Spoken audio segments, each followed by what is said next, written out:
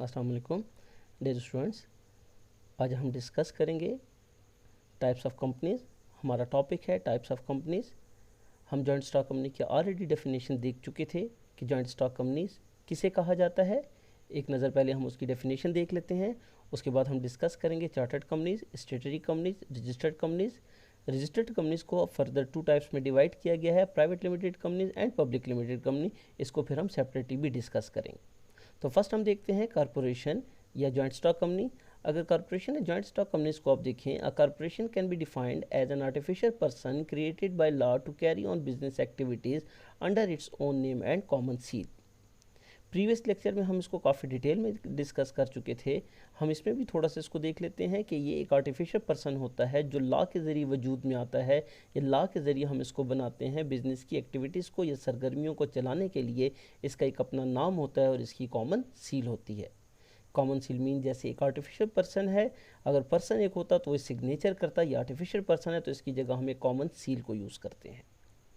अब हम अपनी टॉपिक की तरफ आते हैं, टाइप्स ऑफ कंपनीज की तरफ। तो फर्स्ट हमारा है चार्टर्ड कंपनीज। तो हम ये देखते हैं कि चार्टर्ड कंपनीज क्या होती हैं। This is the oldest form of the companies. ये कंपनीज की ओल्डेस्ट फॉर्म है। आजकल ऐसी फॉर्म नहीं होती, आजकल न्यू फॉर्म है, वो भी हम आगे जाके डिस्कस करेंगे, लेकिन ये है oldest form of the companies है। It was corporated under royal charter. ये रॉयल चार्टर से ही स्टार्ट की जाती थी, इनकॉर्पोरेट की जाती थी, रजिस्टर्ड की जाती थी। The example of such companies are chartered bank of England and East India companies. अगर आप देखें, इसकी जो एग्जांपल है वो है chartered bank of England and East India company, जो कि रॉयल चार्टर से स्टार्ट हुई थी, रॉयल चार्टर से इनकॉर्पोरेट हुई थी, रॉयल चार्टर से हमने इसको स्टार्ट किया था या रजिस्टर किया था। तो आजकल हमने बताया कि इस किस्म की कंपनीज नहीं होती। तो चार्टर्ड कंपनीज कौन सी होती हैं? जो रॉयल चार्टर से इनकॉर्पोरेट की जाती थी, इनकॉर्पोरेटेड की जाती थी, या बनाई जाती थी, या उनकी फॉर्मेशन की जाती थी। और उसकी हमने एग्जांपल भी पढ़ ली, chartered bank of England and East India company. इसी तरह हम देखें सेकंड फॉर्म है statutory companies. A companies which are incorporated by a special act और by a order of president, prime minister, governor general. जैसे कि हम देख रहे हैं कि कौन इसको इनकॉर्पोरेट करता है, इसका स्पेशल एक्ट होता है, ये एक स्पेशल ऑर्डिनेंस होता है जो या तो प्रेसिडेंट कर सकता है, या प्राइम मिनिस्टर कर सकता है, या गवर्नर जनरल कर सकता है। The example of such companies are state bank of Pakistan, reserve bank of India, utility store corporation. और बहुत सी ऐसी कंपनीज होंगी जो कि स्पेशल एक्ट से बनी होती हैं, जिसकी अप्रूवल प्रेसिडेंट देता है, प्राइम मिनिस्टर देता है, या गवर्नर जनरल देता है। तो जब ये स्पेशल ऑर्डर दें या स्पेशल एक्ट को पास करें तो इसको हम किस चीज़ का नेम देते हैं? स्टेटरी कंपनीज का नेम देते हैं। इसी तरह देखें थर्ड फॉर्म ऑफ कंपनीज है या मॉडर्न फॉर्म ऑफ कंपनीज, जो कि आजकल जो हम जितनी भी कंपनीज बनाते हैं वो इसी तरह ही बनाई जाती हैं। The companies are registered under Companies Ordinance 1984 or any earlier act or ordinance are called registered companies. ऐसी तमाम कंपनीज जो 1984 ऑर्डिनेंस के तहत बनाई जाती हैं या इससे पहले जो ऑर्डिनेंस आ चुका है उसके तहत बनाई जाती हैं, उसको हम किस चीज़ का नाम देते हैं? रजिस्टर्ड कंपनीज का नाम देते हैं। The registered companies are the following types, और इसकी 2 टाइप्स हैं, private limited companies and public limited companies. एक को प्राइवेट लिमिटेड कंपनी कहा जाता है और दूसरी को पब्लिक लिमिटेड कंपनीज कहा जाता है। प्राइवेट से नाम से पता चल रहा है कि प्राइवेट किसी एक शख्स की हो सकती है, कुछ महदूद लोगों की हो सकती है, और पब्लिक मीन ये आम जनरल पब्लिक की कंपनीज हो सकती है। अब हम इसकी डेफिनेशन देखते हैं, उसमें जाके और आपको क्लियर हो जाएगा। Private limited company, it is a company which by its articles restricted the right of transfer of share, limits the number of its member to 50 only. अब देखें, इसकी फर्स्ट प्राइवेट लिमिटेड होती है, इसलिए इसके जो शेयर्स होते हैं इसको आप ट्रांसफ़र नहीं कर सकते। ये किसी एक शख्स की होती है या किसी एक फैमिली की हो सकती है।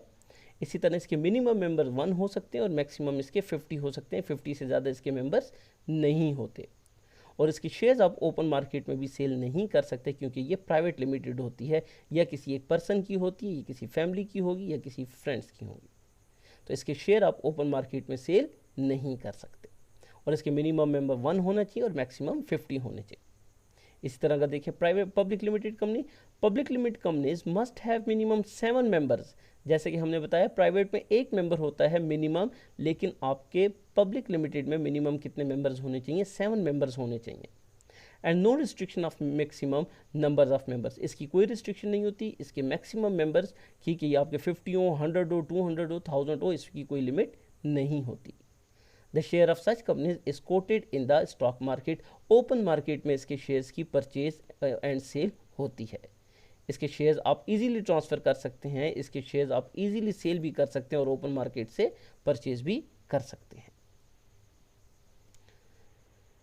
अब जो रजिस्टर्ड कंपनीज होती हैं, इसकी इनकॉर्पोरेशन कैसे होती है, इसको बनाया कैसे जाता है, हम उसकी तरफ आते हैं कि जैसे हमने बताया private limited company and public limited company, इन दोनों कंपनीज की रजिस्ट्रेशन होती कैसे है, फॉर्मेशन होती कैसे, अब हम इसको डिस्कस करते हैं। Incorporation of company, formation of company is a legal process are called as incorporation. क्योंकि कंपनी की डेफिनेशन में आपने पढ़ा it is an artificial person created by law. तो क्रिएटेड बाय लॉ कैसे होता है, आपने लीगल प्रोसेस पूरा करना होता है, लीगल प्रोसेस इसका पूरा कंप्लीट करना होता है। जब आप लीगल प्रोसेस को कंप्लीट कर लेते हैं तो इसको किस चीज़ का नाम दिया जाता है, इनकॉर्पोरेशन का नाम दिया जाता है। The corporation involve the following steps. अब इनकॉर्पोरेशन जब आप करते हैं तो कॉर्पोरेशन बनाते वक्त जितनी भी आप इनकॉर्पोरेशन कर रहे होते हैं, जो भी आप उसकी फॉर्मेलिटीज़ पूरी कर रहे होते हैं, जो भी लीगल प्रोसेस कर रहे होते हैं, उसमें आपको क्या क्या रिक्वायर्ड होता है। First, memorandum of association and article of association. Memorandum of association क्या होता है एंड आर्टिकल एसोसिएशन क्या होता है, ये भी हम डिस्कस करते हैं। Registration of the company, registration का जो प्रोसेस होता है, issue of prospectus, statement of subscription of capital, minimum capital and certification of commencement business. तो सर्टिफिकेट ऑफ कमेंस बिजनेस से पहले आपको एक और सर्टिफिकेट भी लेना पड़ता है जिसको सर्टिफिकेट ऑफ इनकॉर्पोरेशन कहा जाता है। जब आप सर्टिफिकेट ऑफ इनकॉर्पोरेशन ले लेते हैं तो प्राइवेट लिमिटेड कंपनी तो अपना बिजनेस स्टार्ट कर सकती है, लेकिन पब्लिक लिमिटेड के लिए सर्टिफिकेट ऑफ कमेंसमेंट लेना बहुत ज़रूरी होता है। अब public limited company certificate of commence किसी के अलावा वो अपना बिजनेस स्टार्ट नहीं कर सकती।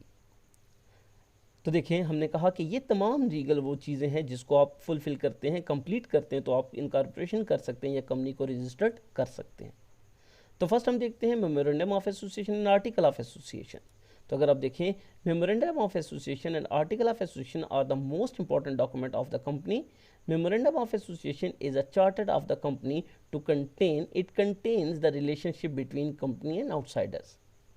ये एक तरह का आपका कॉन्स्टिट्यूट होता है, एक तरह का आपका एक्ट होता है जो कि आपकी कंपनी और आउटसाइडर की रिलेशन को अब बीच में जितनी भी पॉइंट्स होते हैं उसको आप लिखते हैं या उसमें आप मेमोरेंडम में आते हैं। तो देखें, आउटसाइडर की और कंपनी से रिलेटेड जितनी बातें होती हैं ये एक तरह का बिजनेस का कॉन्स्टिट्यूशन होता है, आपकी कंपनी का कॉन्स्टिट्यूशन होता है। इस तरह देखें, the article of association is a document which contain the constitution of a company. It lays down the rules and regulation for the administration of the company. तो आर्टिकल में आप क्या करते हैं, जैसे वो आपने बताया कि आउटसाइडर के लिए यूज़ होता है, तो ये आपकी कंपनी के इंटरनल जो एडमिनिस्ट्रेशन होती है उसके लिए जो आप रूल्स बनाते हैं, रेगुलेशंस बनाते हैं, उसके लिए आप आर्टिकल ऑफ एसोसिएशन यूज़ करते हैं। तो देखें, जब आप कंपनी की रजिस्ट्रेशन कर रहे होते हैं तो दोनों डॉक्यूमेंट्स आपने बनाने होते हैं, मेमोरेंडम ऑफ एसोसिएशन भी आपने बनाना होता है और आर्टिकल ऑफ एसोसिएशन भी आपने बनाना होता है। तो ये आपका मेमोरेंडम जो है वो आउटसाइडर्स के लिए यूज़ होता है और आपका जो इंटरनल के लिए यूज़ होता है उसको आर्टिकल ऑफ एसोसिएशन कहा जाता है। तो देखिए, फर्स्ट आपके डॉक्यूमेंट्स कौन कौन से थे, memorandum of association and article of association. इसके बाद हमने कहा सेकंड आपका क्या आता था, हमने कहा रजिस्ट्रेशन ऑफ द कंपनी। जब आप रजिस्ट्रेशन ऑफ कंपनी कर रहे होते हैं या कंपनी को रजिस्टर कर रहे होते हैं या इनकॉर्पोरेशन कर रहे होते हैं तो फर्स्ट आपने दो डॉक्यूमेंट्स बनाने होते हैं, memorandum of association and article of association. इसके बाद रजिस्ट्रार ऑफ कंपनी जो होता है वो आपसे और क्या रिक्वायर उसको होता है, ये रिक्वायर्ड होता है list of the persons who have to become the director of the company. जो आगे आपके डायरेक्टर्स बन रहे होते हैं इनको प्रोमोटर्स पहले कहा जाता है। जो कंपनी को प्रमोट कर रहे होते हैं, बना रहे होते हैं, इनकी डॉक्यूमेंटेशन कर रहे होते हैं, उनको आप प्रोमोटर्स कहते हैं। ये कंपनी को प्रमोट कर रहे होते हैं, बना रहे होते हैं, कंपनी की फॉर्मेशन के लिए इनिशियल जितनी भी रिक्वायरमेंट्स होती है ये उनको पूरा कर रहे होते हैं। उन्हीं में से जिन लोगों ने डायरेक्टर बनना होता है उनके नेम आपने जो है वो भी रजिस्ट्रार ऑफ कंपनी को सबमिट कराने होते हैं। इसी तरह when the above documents are filled and इसी तरह आपको रजिस्ट्रेशन का एक फॉर्म मिलता है, वो आपने फॉर्म भी जमा कराना होता है, उसकी प्रिस्क्राइब जो फीस होती है वो भी आपने डिपॉजिट करनी होती है। तो देखिए, when the above documents are filled and prescribed fee has been deposited. जब आपकी जो उसकी फ़ी होती है वो भी डिपॉजिट कर देते हैं, जो उनका फॉर्म होता है वो भी फिल कर देते हैं और जो डॉक्यूमेंट्स उनको रिक्वायर्ड होते हैं वो आप उधर सबमिट करा देते हैं। एंड अथॉरिटी सर्टिफाइड, जब अथॉरिटी सेटिस्फाइड कर लेती है कि ये तमाम चीज़ें ठीक है तो that the legal formalities are fulfilled, he records the name of the company in the register of the companies, it is called registration of company. जब आपके तमाम लीगल फॉर्मेलिटीज़ पूरी हो जाती हैं, आप तमाम डॉक्यूमेंट्स कंप्लीट कर लेते हैं, उसकी फ़ी भी डिपॉजिट कर देते हैं, और जो रजिस्ट्रार ऑफ कंपनीज़ होता है या अथॉरिटी उसको कहते हैं, आपको जब वो सेटिस्फाइड हो जाता है कि उसको तमाम चीज़ें जो हैं वो कंप्लीट मिल चुकी हैं, तो उसके बाद जब वो अपने पास रिकॉर्ड कर देता है कंपनी का नेम, तो इसको किस चीज़ का नेम कहा जाता है, इसको आप कहते हैं रजिस्ट्रेशन ऑफ द कंपनी, कि कंपनी की रजिस्ट्रेशन आपने कर ली है। तो देखिए, हमने कहा था कि ये एक लीगल फॉर्मेलिटीज़ की होती है। हमने कहा था क्रिएटेड बाय लॉ, तो क्रिएटेड बाय लॉ मीन कि जब आप पार्टनरशिप कर रहे होते हैं तो आपकी कोई ऐसी रजिस्ट्रेशन की ज़रूरत नहीं होती, जब आप सोल ट्रेडर कर रहे हैं तो आपको ऐसी कोई ज़रूरत नहीं होती, जब आप कंपनी को रजिस्टर करवा रहे हैं तो आपने तमाम लीगल फॉर्मेलिटीज़ पूरी करनी है। इसीलिए इसको कहा जाता है कि ये क्रिएटेड बाय लॉ, कि ये लॉ इसको क्रिएट करता है, आपने तमाम डॉक्यूमेंट्स कंप्लीट करके रजिस्ट्रार ऑफिस में सबमिट कराने पड़ते हैं, और उसके बाद रजिस्ट्रार आपको इसकी परमिशन देता है कि आप इस कंपनी को स्टार्ट कर सकते हैं, या वो आपको सर्टिफिकेट ऑफ इनकॉर्पोरेशन इशू करता है कि अब आप ये बिज़नेस को स्टार्ट कर सकते हैं। कुछ जैसा कि मैं बता चुका कि सर्टिफिकेट ऑफ इनकॉर्पोरेशन लेने के बाद प्राइवेट लिमिटेड कंपनी अपना बिज़नेस स्टार्ट कर सकती है, जबकि पब्लिक लिमिटेड कंपनी अपना बिज़नेस स्टार्ट नहीं कर सकती, अपनी बिज़नेस की एक्टिविटीज़ को रन नहीं कर सकती, क्योंकि उसको सर्टिफिकेट ऑफ कमेंसमेंट लेना ज़रूरी होता है। इसी तरह नेक्स्ट स्टेप में जाते हैं हमने कहा इशू ऑफ प्रोस्पेक्टिस। तो देखिए, प्राइवेट लिमिटेड कंपनी के लिए इसकी ज़रूरत नहीं होती, क्योंकि पब्लिक लिमिटेड कंपनी को जनरल पब्लिक से जो शेयर सेल करके अपना कैपिटल जो है वो लेना होता है, अपने शेयर को सेल करके, अपने बॉन्ड्स को सेल करके वो कैपिटल लेते हैं। इस वजह से आप प्रोस्पेक्टिस इशू करते हैं कि लोगों को बताते हैं कंपनी की सिचुएशन क्या है, कंपनी के मेंबर्स कौन हैं, बोर्ड ऑफ डायरेक्टर्स के मेंबर्स कौन हैं, कंपनी की फाइनेंशियल पोजीशन क्या है। जनरल पब्लिक में जब वो इशू करते हैं तो उसके लिए प्रोस्पेक्टिस इशू करते हैं। Any document described or issued as a prospectus and includes any notice, circular, advertisement or other documents inviting deposits from the public or inviting offer from a public for a subscription or purchase of any share in or debentures of a body corporate। देखें, जैसा कि मैं बता चुका, आप कोई भी circular करते हो, एडवर्टीजमेंट करते हो, डॉक्यूमेंट्स इशू करते हो, आपको पब्लिक को इनवाइट करते हो आपकी कंपनी के शेयर परचेज करने के लिए, या डिबेंजर जैसे बॉन्ड्स मैंने बताया, डिबेंजर्स को या शेयर्स को परचेज करने के लिए, तो उसको हम किस चीज़ का नेम देते हैं, प्रोस्पेक्टिस का नेम देते हैं। तो देखें, प्रोस्पेक्टिस आप समझ गए होंगे कि प्रोस्पेक्टिस हम किस लिए इशू करते हैं, कि उसमें हम कंपनी की डिटेल बताते हैं कि ताकि जनरल पब्लिक को पता चल सके कि हमारा बिज़नेस क्या है, हमारे बिज़नेस की उसमें बोर्ड ऑफ डायरेक्टर्स के मेंबर्स कौन कौन से हैं, हमारे बिज़नेस की नेचर ऑफ बिज़नेस क्या है, हम तमाम चीज़ें प्रोस्पेक्टिस में मेंशन कर देते हैं, और जनरल पब्लिक को हम अपनी फाइनेंशियल पोजीशन भी बता देते हैं, तो वो उसको देख के हमारी कंपनी के शेयर्स या डिबेंचर्स को परचेज़ करते हैं। जब आपकी तमाम ये चीज़ें पूरी हो जाती हैं, तो हमने कहा कि इसके बाद एक चीज़ आती है सर्टिफिकेट ऑफ कमिटमेंट। लेकिन मैं आपको बता चुका कि जिस वक्त आप कंपनी की रजिस्ट्रेशन करवाते हैं तो फर्स्ट आपको इशू किया जाता है सर्टिफिकेट ऑफ इनकॉर्पोरेशन, और उसके बाद सेकंड सर्टिफिकेट जो इशू किया जाता है ये सिर्फ पब्लिक लिमिटेड कंपनी को इशू किया जाता है, जिसको सर्टिफिकेट ऑफ कमिटमेंट का नेम दिया जाता है।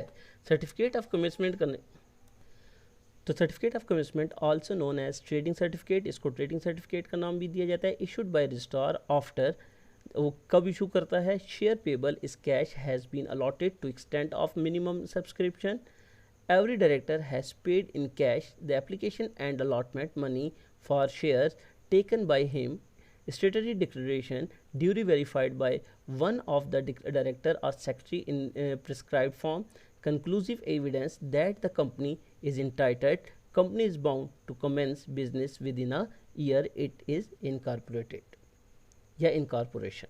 तो अब देखें, जब आप तमाम ये चीज़ें कंप्लीट करके रजिस्ट्रार ऑफ कंपनीज को जमा करा देते हैं तो आपको वो सर्टिफिकेट ऑफ कमिटमेंट इशू कर देता है। तो देखिए, फर्स्ट वो क्या इशू करता है, सर्टिफिकेट ऑफ इनकॉर्पोरेशन। जब आपकी तमाम रिक्वायरमेंट्स पूरी हो जाती हैं, memorandum of association, article of association और जितने भी लीगल डॉक्यूमेंट्स होते हैं, उसके बाद आपको ये सर्टिफिकेट ऑफ कमिटमेंट इशू करता है, जबकि आपकी तमाम ये सारी रिक्वायरमेंट आप उसकी पूरी कर लेते हैं। तो जब आपकी तमाम रजिस्ट्रेशन हो जाती है, जब आपको सर्टिफिकेट ऑफ कमिटमेंट मिल जाता है, सर्टिफिकेट ऑफ इनकॉर्पोरेशन मिल जाता है, तो उसके बाद आप पब्लिक लिमिटेड कंपनी को रन कर सकते हैं। तो मैं उम्मीद करता हूँ कि आज का आपको लेक्चर समझ आ गया होगा। आपको कोई क्वेश्चन, कोई क्यूरी हो, आप क्वेश्चन में कर सकते हैं। Thank you very much.